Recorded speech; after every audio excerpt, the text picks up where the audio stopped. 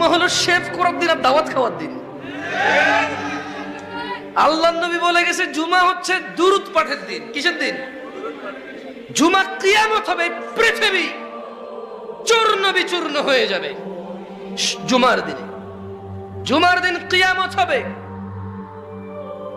আল কারিয়া, মহাপ্রলয়। মাল কারিয়া, মহাপ্রলয় কি? ওয়ামা আদরাকা মাল কারিয়া।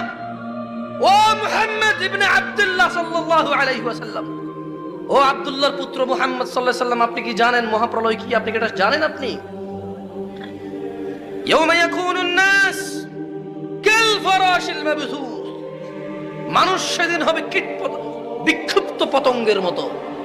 এটা জুমার দিন। মানুষ এই যে এটা ঘুরতেছে পতঙ্গ, দেখতেছেন? এই যে দেখতেছেন, এটা উড়ে দেখতেছেন? মানুষ এরকম কীট পতঙ্গের মতো বিক্ষিপ্ত হবে সেদিন। ওয়া তাকুনুল